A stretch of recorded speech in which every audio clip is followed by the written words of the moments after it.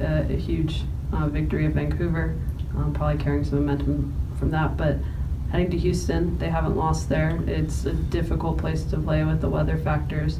What are going to be the keys for you guys in being able to get a result there? Yeah, well, you said it, momentum. I think it's important that we build off the last game and look to string together multiple wins in a row, because we've dropped some points over the last 6 games. So we need to make up for that, and it is just one game.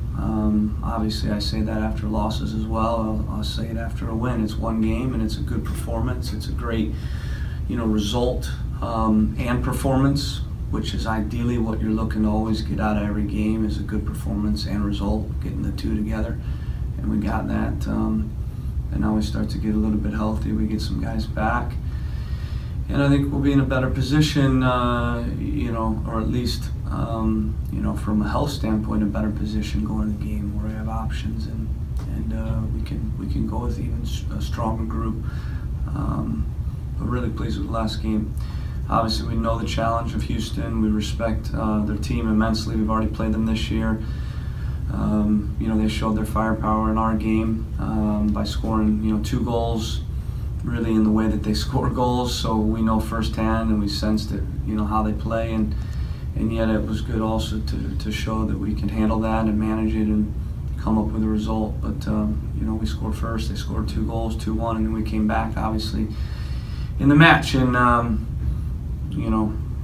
I think that was kind of the epitome of what they look to do, and playing on the break, and having their wingers basically cheating and popping up, and trying to create numbers on the counter, and it creates a game that's can be tense and nervy and scary at times, because they've got some really electric players on their team, and they've, I think everybody says the same thing every game. They know what they do, but stopping it's a different story.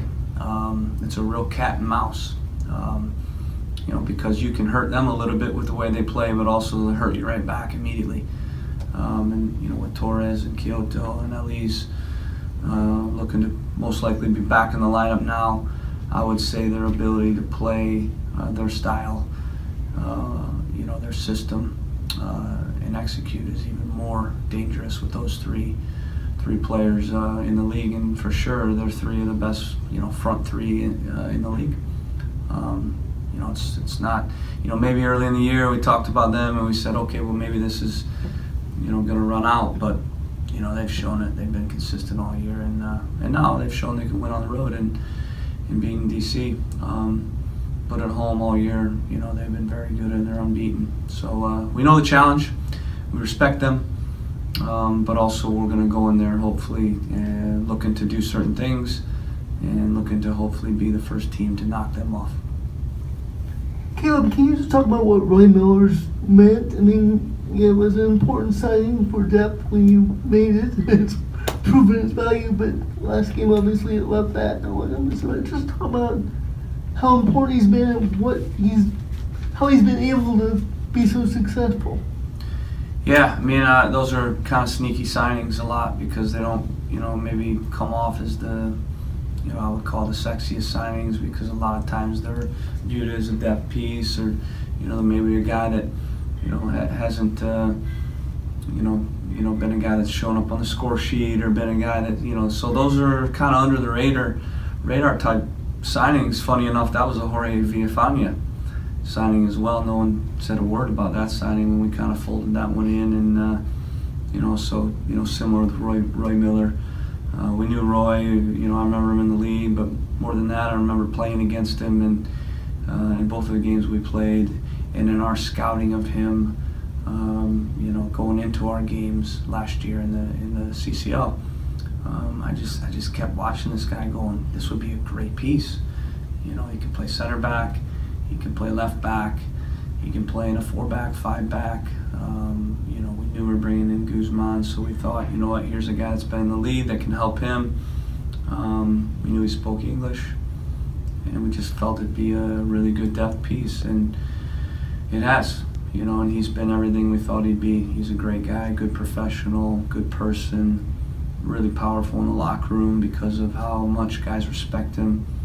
and he's not been a depth piece. He's been a starter pretty much all year, and I'm not sure we'd be where we're at without him.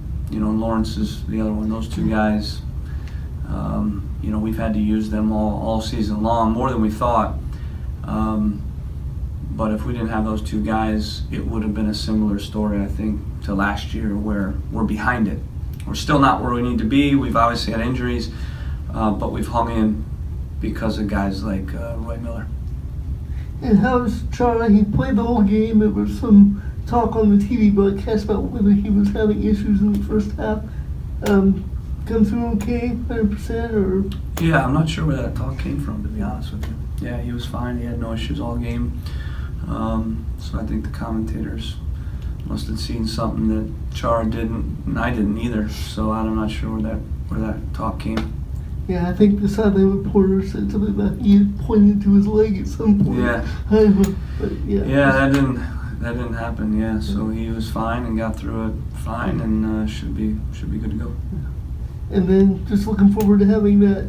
Now Ben played a good game and played a couple of them, but now you get your first choice pairing back. How important is that? Yeah, it's great. I mean, it's obviously, you know, it's always tricky when you have a good performance with guys that, you know, are kind of, again, viewed as, you know, second guys or third guys or reserves. You're real happy about that and you're pleased with it, and then when you get guys back, it's tricky because now you got, you know, these guys that didn't play a role, but you know that, you know, oftentimes in certain cases that they're a notch more talented. So again, we have to kind of look at the last game. We have to figure out the next game. We have to always, like we do, look at the opponent. We got to look at current form, you know, as well. So we have a lot of options, but I'd much rather that than no options.